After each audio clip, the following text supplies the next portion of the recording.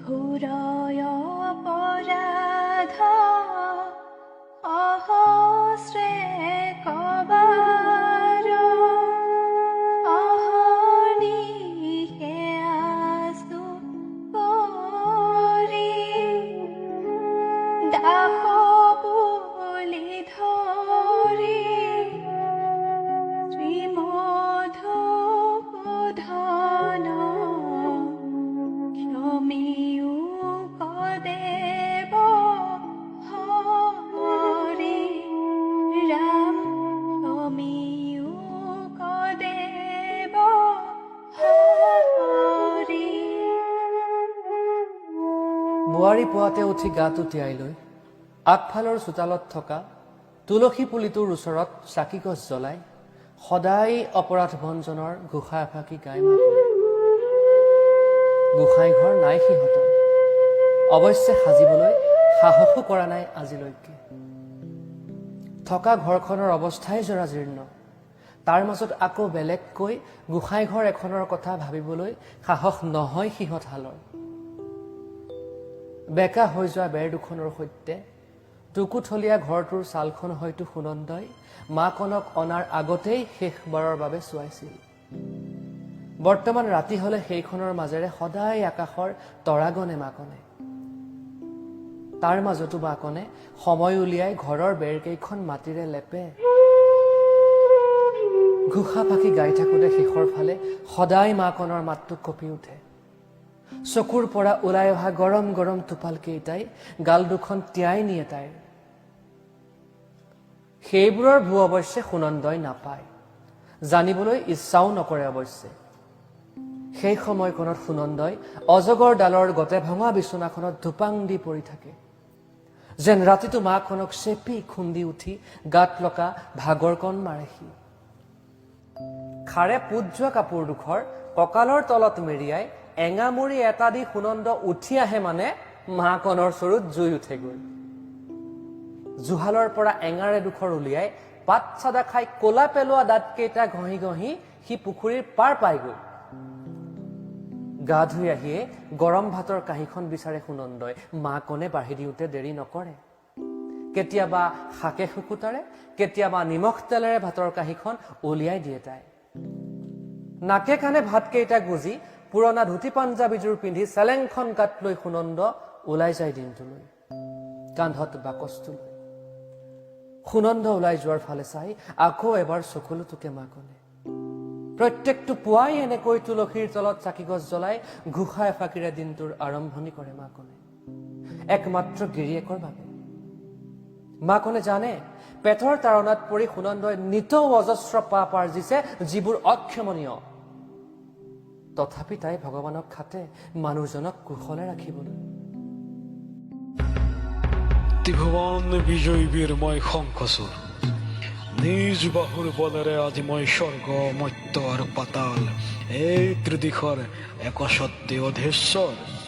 মোৰ ভয়তে আজি কোনেও কৰা নাই যাগ যজ্ঞ কিম্বা পূজাৰ আয়োজন।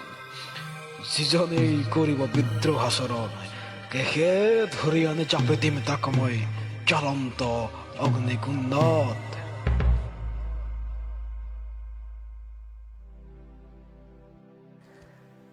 দহ বছৰৰ আগৰ কথাবোৰ আকৌ চেৰেং চেৰেংকৈ মনত পৰে মাকনৰ। এসময়ত মৌজাটোৰে লেখত ল'বলগীয়া ভাৱৰীয়া আছিল সুনন্দ। উখয় পাখয় ছফুটৰ বেছি গায়ে গাড়ীয়ে নুদুকা সুনন্দই বৰসবাহৰ ভাওনাত মতা বচনত, গুজৰণি, অট্টহাস্যবোৰত পেন্দুকণাকেইটাই ভেঁ কৰি উঠে। দৈত্যৰ ভাও গোৱা তাৰ সমান দ্বিতীয় এটা নাছিল সেই সময়ত তাহাঁতৰ গাঁওখনত। মাকনৰ বাপেক সেই সময়ত গাঁৱৰ মেইন বায়ন। ঘাট মাউৰা সুনন্দক প্ৰথম মাকনৰ দেউতাকেই ভাও দিবলৈ শিকাইছিল। আহজাহ বাঢ়িছিল সুনন্দৰ সিহঁতৰ ঘৰখনৰ ইটো সিটো কামতো লাগি দিছিল সি। অৱশ্যে মাকনৰ লগত সহজ হবলৈহে সময় লাগিছিল তাৰ। তাইক দেখিলে লাজতে লেও সেও হৈ পৰা সুনন্দটোলৈ চাই কিবা এটা মৰম জাগে মাকনৰ। মাকনে চাহৰ বাতিটোৰ সৈতে আগবঢ়াই দিয়া নাৰিকলৰ লাৰুটোত কামোৰ এটা মাৰি লাজ লাজকৈ হাঁহি এটা মাৰে সুনন্দই। লাজে লাজে সহজ হয় ইটো সিটোৰ লগত। ঘৰৰ মানুহৰ অলক্ষিতে নহবাকৈয়ে বহুদূৰ আগবাঢ়ি যায় সিহঁতহাল।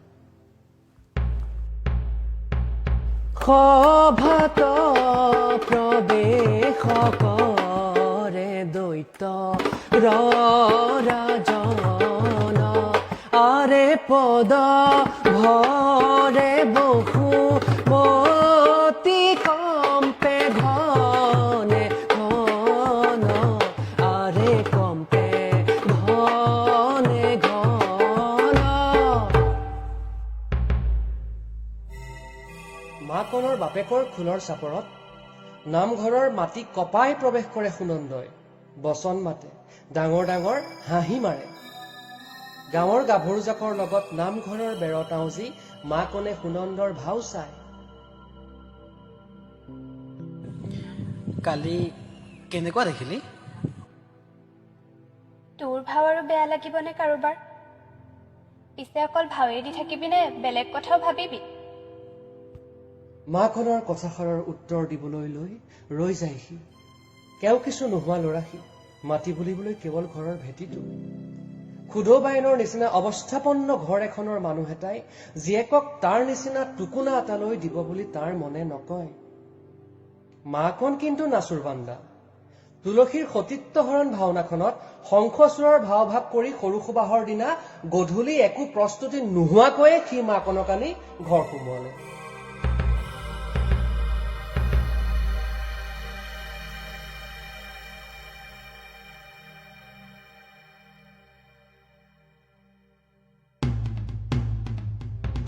হেৰা কেঁচা পিঠাগুৰি অলপ খুন্দা ঘৰতে। পুৰহিলৈ তিলনি পাতিম তাই। মোৰ এজনীয়ে ছোৱালী আছিল, আজিৰ পৰা ঢুকাল বুলি ধৰি ললো। আৰু খবৰদাৰ এইখন ঘৰৰ কোনেও যাতে তালৈ গৈ মিতিৰ কৰিবলৈ নাযায়। কেও কিছু নোহোৱা বুলি শিকাই বুজাই লৈছিলো তাক। চুকত খাই বুকুত কামোৰ মাৰি গল সি। চাওচোন কেলেহুৱাটোৰ লগত কিমান দিন সংসাৰ কৰেগৈ তাই।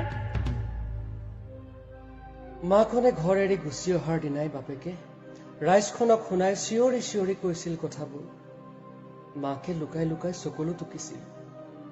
দেউতাকৰ আদেশবোৰ বাধা দিয়াৰ সাহস মাকনহঁতৰ ঘৰখনৰ কাৰোৰে নাছিল। সুনন্দই ভয় কৰা ধৰণেৰে হল কথাবোৰ। মাকনক অনাৰ পিছতেই শহুৰেকৰ ঘৰলৈ তাৰ আহযাহ চিৰদিনলৈ বন্ধ হল। সুনন্দ অকলশৰীয়া মানুহ। দিনটো বাহিৰতে ইটো সিটো কৰি কটাই সন্ধিয়া আহি ঘৰত সোমোৱা মানুহ। ঘৰখন বেছ পৰিপাটি। মাকনৰ চিজিল লগাওঁতেই কেইবাদিনো লাগিল। বেকা হৈ যোৱা বেৰকেইখন তাই নতুনকৈ মাটিৰে লিপিলে। অ'ত ত'ত পৰি থকা বস্তুবোৰ ভালকৈ সামৰিলে। সুনন্দ দিনটোলৈ ওলাই যায় কাম বিচাৰি, মাকনে ইটো সিটো কৰি কটায়। মাকনৰ বাপেক খুদবায়ন গাঁৱৰ বৰমূৰীয়া মানুহ। সকলোৱে সমীহ কৰি চলে। লাগ বুলিলে কাৰোবাক দুটকা দিবও পাৰে। খুদবায়নৰ লগত সম্পৰ্কত খুট লগাৰ ভয়তে গাঁৱৰ মানুহখিনিয়ে সুনন্দক কামত লগাবলৈ বেয়া পোৱা হল। মই হাৰি গৈছো মাকন। তইনো কষ্ট খাবলৈকে মোলৈ কিয় গুচি আহিব লাগে? দেউতাৰ সমাজত সন্মান থকা মানুহ। তই ইচ্ছা কৰা হলে ইমান দিনে কাৰোবাৰ ঘৰত ৰাণী হৈ ভাত খাই থাকিব পাৰিলিহেঁতেন। যিটো মানুহকে গুৰু বুলি শ্ৰদ্ধা কৰিছিলো, তেওঁ মনতে ইমান ডাঙৰ এটা দুখ দিলো যেতিয়া ঈশ্বৰেনো আমাক। সুনন্দৰ মুখখন টেপা মাৰি ধৰে তাই। সংসাৰৰ জ্বালাবোৰ সহিব নোৱাৰি দুখত ভাঙি পৰে সি। মাকনেও চকুলো টুকে। মাকৰ মুখখনলৈ চেৰেং চেৰেংকৈ মনত পৰে তাইৰ। বছৰবোৰ বাগৰি গৈ থাকে। গাঁওখন একেই থাকে। সকলোবোৰ একে থাকে। মাত্ৰ সলনি হয় সিহঁতহাল। জীৱন নামৰ যুদ্ধখনত যেন বৰ বেয়াকৈ হাৰি যায় সিহঁতহাল। জোৱায়েকৰ পদূলিত ঘৰ নিদিয়াকৈ মাকনৰ মাক বাপেক হাল অগাপিছাকৈ গলগৈ এদিন। ভাও কৰিবলৈ এৰিলে সুনন্দই। আগৰ দৰে বচনত নামঘৰ কপাব নোৱাৰা হল সি। মাকনৰ মুখৰ হাঁহিটো নাইকিয়া হল। এসময়ৰ ৰাংঢালী মাকজনীৰ সলনি তাই পৰিৱৰ্তন হল এজনী ফল নিদিয়া গছলৈ। মোৰে কাম নকৰা হয় সুনন্দৰ সংসাৰৰ সকলোবোৰ দুখ যেন ঈশ্বৰে সিহঁত হাললৈ বুলিহে লিখি থলে। শহুৰেকে যেন মৰাৰ পাছতো সিহঁত দুটাক হাওপাতেই দি থাকিল। স্বভাৱবোৰ সলনি হয় সুনন্দৰ। কাহানিও মুখত দি নোপোৱা বেয়া বেয়া বস্তুবোৰ সন্ধিয়াৰ নিয়মীয়া লগৰী হয় তাৰ। সন্ধিয়া হলেই মাতাল হৈ আহি মাকনৰ ওচৰত পশু হৈ পৰে সুনন্দ। সেইজনী যেন সি এসময়ত নিজতকৈ ভাল পোৱা মানুহজনী নহয়, যেন তাৰ এটা খেলৰ পুতলা মাত্ৰ। মাকনে নীৰৱে চকুলো টুকে।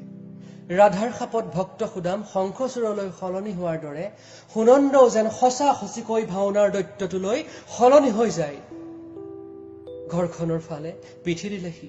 মাকনে বুজাবলৈ এৰিলে। তাঁতখন হাঁহটো পাৰহাল কৰি তাই কোনোমতে চলাই নিয়ে ঘৰখন। ধুতি পাঞ্জাবীযোৰ ধুই থবি ভালকৈ, চেলেংখনো উলিয়াই থবি ক'ত আছে। কাইলৈৰ পৰা নতুন বিজনেছ এটাৰ কথা ভাবিছো।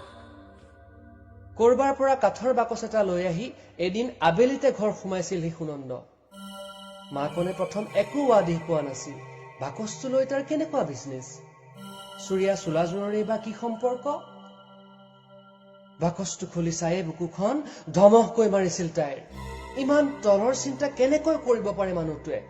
আগতেতো মানুহটো এনেকুৱা নাছিল। এইবোৰ কথা মনলৈ অনাটোও পাপ। শ্ৰী বিষ্ণু ভগৱানৰ বস্তুৰ লগত এইবোৰ কথা কেনেকৈ ভাবিলি তই?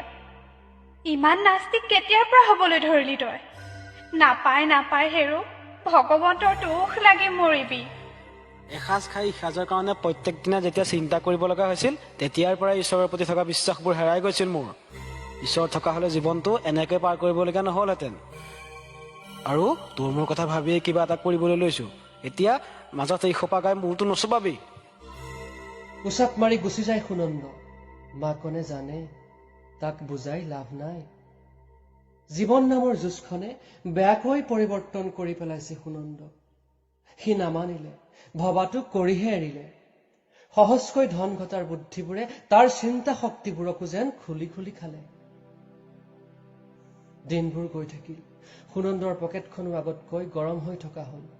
পিছে মাকনৰ শৰীৰটোৰ ওপৰতহে তাৰ উপদ্ৰৱবোৰ আগতকৈ বাঢ়ি আহিল।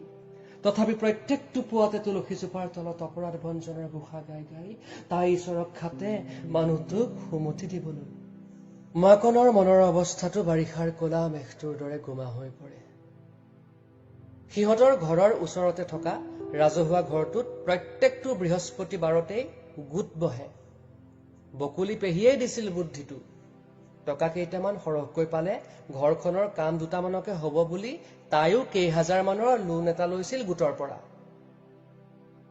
গোটৰ মাষ্টৰটো কোমল বয়সীয়া ডেকা। মাকন হততকৈ বয়সে সৰু। কথাবোৰ বেছ বুজাই কব পাৰে ল'ৰাটোৱে। মাকনৰ কিবা এটা ভাল লাগি যায়। আৰ চকুৰে সি মাকনলৈ লক্ষ্য কৰি থকা মাকনৰো চকুত পৰে। দুকুৰি গৰকিলেও মতাবোৰক আকৰ্ষণ কৰিব পৰা শক্তি তাইৰ দেহটোৰ আছে। টকা পইচাৰ লেনদেনৰ লেচুটো লৈ মাকনৰ ওচৰলৈ আহযাহ বাঢ়িল ল'ৰাটোৰ কথা বতৰাবোৰে মাকনৰ মনটো মহি পেলায়। নিজকে সঁপি দিয়ে মাকনে। সেই সময়কণত যেন সুনন্দই তাইৰ ওপৰত চলোৱা সকলোবোৰ যাতনা পাহৰি পেলায় তাই। দিনটো সুনন্দ ঘৰত নাথাকে। ল'ৰাটো প্ৰায়ে আহে। মাকনহঁতৰ খাটখনত গড়জোৰা সাপৰ দৰে পৰি ৰয় দুয়োটা। কেৰমেৰাই উঠে ভঙা খাটখনে। বাধা দিবলৈ লৈও ৰৈ যায় তাই। হয়তো সুনন্দই তাইৰ ওপৰত চলোৱা অত্যাচাৰবোৰৰ কথা ভাবি। এইবোৰ কথাৰ তৎমূৰ নাপায় সুনন্দই। মাকনে পাবলৈ নিদিয়ে। শুনক নাথ, ভালদৰে ৰাখিব মনত। যদি মোৰ সতীত্ব কোনোবাই কৰে হৰণ, মৃত্যু হ'ব আপোনাৰ দৈব্যৰ শিখন। তুলসীয়ে শংখচূড়ক কোৱা বচন ফাঁকি ঘনাই ঘনাই কাণত বাজে তাইৰ।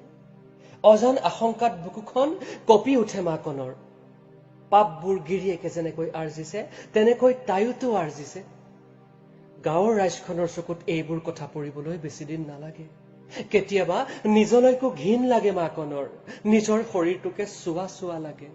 শিৰৰ সেন্দুৰকণলৈ বাৰে বাৰে হাতখন যায় তাইৰ। সুনন্দৰ লগত তাই বিশ্বাসঘাতকতা কৰা নাইনে? হাজাৰ হলেও সেইটো তাইৰ মতা। এসময়ততো তাৰ কাৰণেই মাক বাপেক হালৰ কথাকো পেলাই তাৰ ওচৰলৈ গুচি আহিছিল তাই। তুলসী জোপাৰ তলত একান্ত মনে শুই আছে সুনন্দ। ৰাইজখনে দিহাদিহি কামত লাগিছে। বাঁহ কটা কেইটাই বাঁহ কাটিছে, চাঙি বনোৱা কেইটাই চাঙি বনাইছে। ৰাইজখনে খৰখেদা কৰিছে কামবোৰ। ৰাতি বিয়লিৰ কথা সোনকালে সামৰিব লাগে কামখিনি। আন দিনাৰ দৰে সুনন্দ ওলাই গৈছিল। উভতি আহোঁতে ঘাটিত সোমাই অকণমান ধৰিছিলো বোলে। ধলং ধপংকৈ আহি থাকোঁতে ৰাস্তাত কিহবাই খুন্দিয়াই থৈ গ'ল।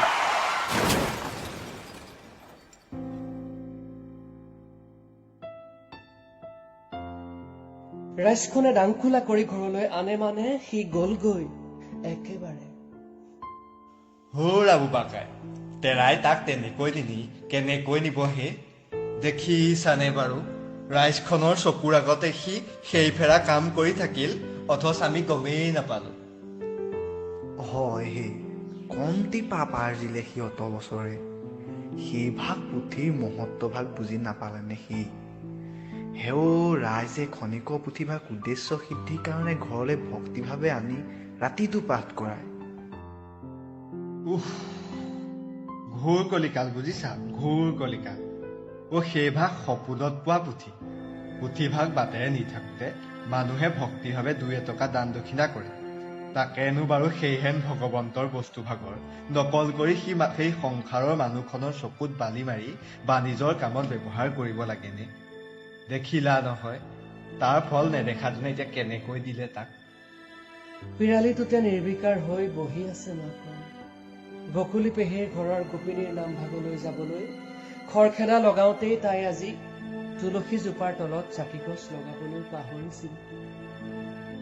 কোনোবা এজনীয়ে শিৰৰ সেন্দুৰখিনি মোহাৰি দিলে তাই। সেইবোৰলৈ তাইৰ যেন অকণো ভ্ৰক্ষেপেই নাই। কান্দিবলৈ পাহৰি পেলাইছে তাই। চকু পানীবোৰ যেন কৰবাত গোট মাৰি গৈছে। ৰাইজখনৰ গুণগুণনিবোৰ কাণত পৰিল মাকনৰ। কথাবোৰে যেন শালেগ্ৰাম শিলটো হৈ আহি তাইৰ বুকুত খুন্দিয়াইছেহি। চিঞৰি চিঞৰি কবলৈ মন গল তাইৰ, সুনন্দক ঈশ্বৰে নিয়া নাই, তাইৰ দুখত মৰিছে সি। যিদৰে বিষ্ণুৱে তুলসীৰ সতীত্ব হৰণ কৰাৰ কাৰণে শংখচূড়ৰ মৃত্যু হৈছিল।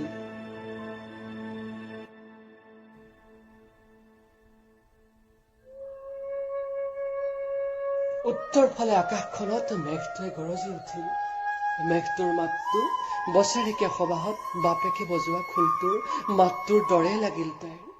চকুৰ আগত দেখি থকা কথাবোৰ লাহে লাহে অস্পষ্ট হৈ আহিল মাকনৰ। 10 বছৰৰ আগৰ বৰসবাহৰ ভাওনাখনৰ ছবিখন চকুৰ আগত ভাহি আহিল তাইৰ। সেয়া শংখচূড় ৰূপী সুনন্দই যুদ্ধ কৰি কৰি ভাগৰি পৰিছে। সুনন্দৰ বাপেকে সেয়া খোলত ঘাটিছে। মতে দৈতেশ্বৰ ভূমিত পৰিলা, আৰে পাতক চাৰুক তাকি হৰি হৰি বোলা, আৰে পাতক চাৰুক তাকি হৰি হৰি